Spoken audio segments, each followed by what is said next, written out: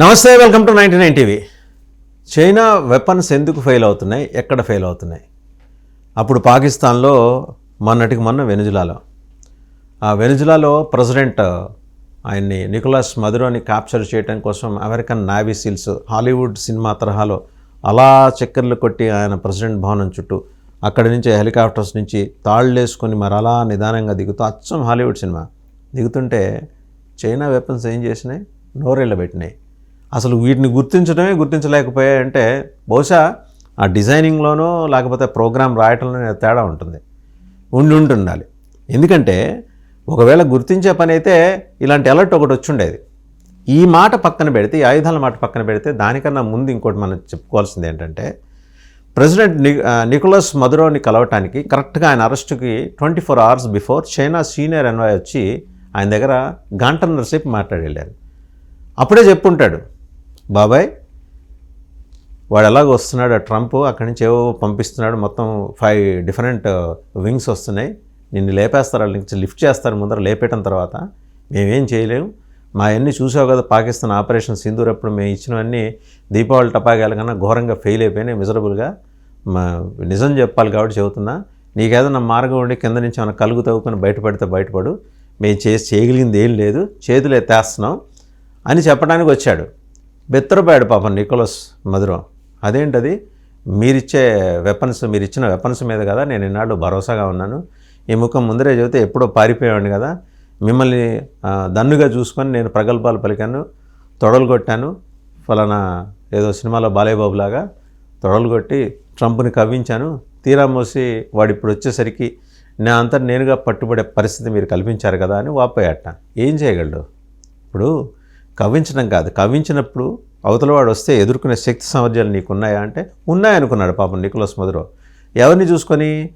ఈ చైనా బ్యాచ్ని చూసుకొని.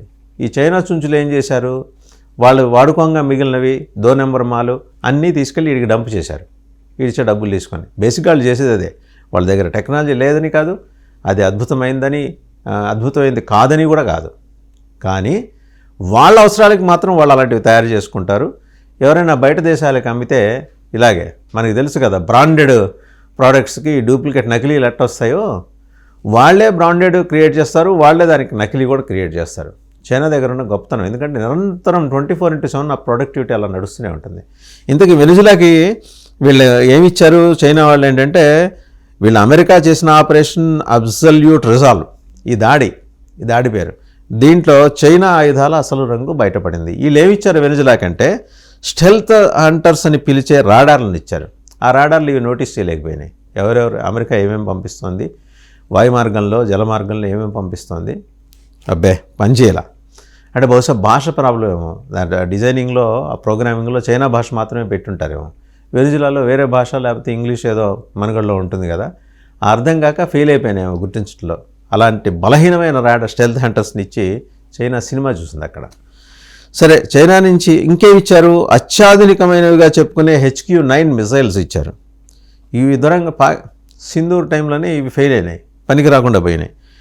సో ఇప్పుడు ఏమైంది, వెనిజులా ఇంపాక్ట్ తోటి మిగిలిన దేశాలు, ప్రత్యేకించి Latin American countries, African countries భయపడుతున్నాయి చైనా నుంచి వెపన్స్ కొందామంటే.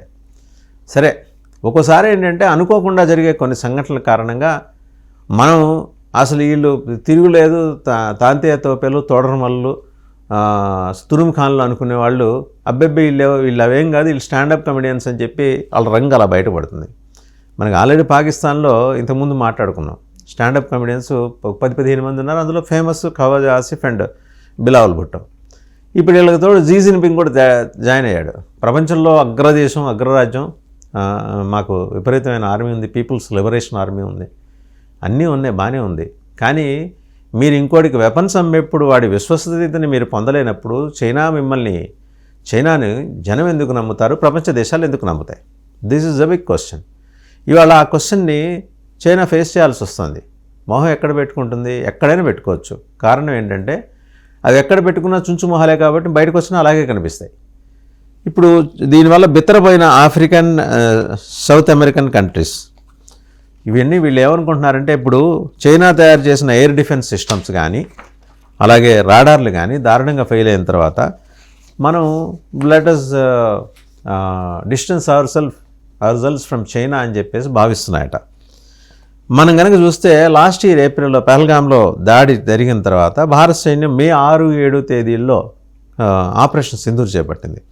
దాంట్లో తన గగనతనాన్ని కాపాడుకోవటానికి, తన ఎయిర్ స్పేస్ని కాపాడుకోవటానికి పాకిస్తాన్ చైనా నుంచి కొనుగోలు చేసిన HQ-9 అండ్ HQ-16 క్షిపణి వ్యవస్థల మీద ఆధారపడింది. అవి కాస్త కుప్ప కూలాయి. తర్వాత మనం ఏం చేసాం, బ్రహ్మోస్ సహా భారత క్షిపణిని ప్రయోగించాం. వాటిని కూడా వాళ్ళ రాడార్లు గుర్తించలా. చైనా తయారు చేసిన స్టెల్త్ హంటర్ అని పిలిచే YLC-8 అని ఈ రాడార్ అనమాట, భారత దాడుల నుంచి తను తాను కాపాడుకోలేకపోయింది. అంటే ఇది గుర్తించి అలర్ట్ చేస్తే కదా వాళ్ళు కాపాడుకోగలిగేది. మరోవైపు చైనా తయారు చేసిన PL-15 క్షిపణులను పాకిస్తాన్ ప్రయోగిస్తే అవి గాల్లోనే కూలిపోయినాయి. మనం చేసిన అటాక్కి గురి తప్పినాయి. ఇంత జరిగిన తర్వాత వెనిజులా ఆపరేషన్కి వద్దాం. మనం 3వ తారీఖు వీళ్ళేం వేశారు, వెనిజులా దగ్గర ఉన్న చైనా తయారు చేసిన JY-27A JYL-1 రాడార్లు ఉన్నాయి. F-35 లాంటి అమెరికా యుద్ధ విమానాలని ఇవి కనీసం గుర్తించలేకపోయాయి. దేవుడు ఎరక, ఎదురు దాడి చేయడం కాపాడుకోవడం దేవుడు ఎరక, కనీసం ఐడెంటిఫై చేయలేకపోయాయి. వాటి ఫెయిల్యూర్ స్పష్టంగా కనిపించింది. తర్వాత అమెరికా ఏంటంటే, అమెరికాకు చెందిన EA-18 గురోలర్స్ ఈ ఫైటర్ జెట్స్ని చైనీస్ రాడార్లని, ఈ ఫైటర్ జెట్స్ ఏం చేశాయి, చైనీస్ రాడార్లని జామ్ చేసి పారేసాయి. నీ సెగదరగా కనీసం గుర్తించలేకపోయావు, నిన్ను నువ్వు కాపాడుకోలేని వ్యవస్థల మధ్య మిగిలిపోవాల్సి వచ్చింది కదా అని చైనా వంక చూసి నికోలస్ మదురో విపరీతంగా బాధపడ్డట. సరే, మన రాడార్లను పెడితే వాడిని గుర్తించడం మానే ఇవి జామ్ అయిపోయి కూర్చున్నాయి పని చేయకుండా అంటే, అంతలాగా వాళ్ళు పంపించిన EA-18 గురోలర్స్ అంతలా పనిచేసినాయి, రాడార్స్ని జామ్ చేసినాయి. వెనిజులా దగ్గర ఇంకా రష్యాకు చెందిన S-300 క్షిపణులు ఉన్నా కూడా వాటికి సమాచారాన్ని అందించాల్సిన చైనీస్ రాడార్ నెట్వర్క్ కుప్పకూలటంతో ఉండి ఉపయోగం లేకుండా ఉంది. నేను లేస్తే మనిషిని, నువ్వు లేవాలి కదా బేసిక్గా, ఆ లేచే వ్యవస్థకు కావాల్సిన ప్లాట్ఫామ్ని ఈ చైనా రాడార్ వ్యవస్థ ఇవ్వలేకపోవడంతో S-300 ఉండి కూడా వాళ్ళు ఉపయోగించుకోలేకపోయారు. సరే, చైనా ఆయుధాల వైఫల్యానికి కారణం ఏంటంటే చాలా కారణాలు చెప్తున్నారు. ఎందుకంటే అందులో ప్రధానంగా కనిపించే 10 కారణాల నుంచి 1 నుంచి 10 వరకు చైనా 2 నెంబర్ బాల్ ఇస్తుంది. వాటిలో టెక్నికల్ లోపాలు ఉన్నాయి. తయారు చేసినప్పటి వేగాన్ని, ఖచ్చితత్వాన్ని అవి యుద్ధంలో ప్రదర్శించలేకపోతున్నాయి.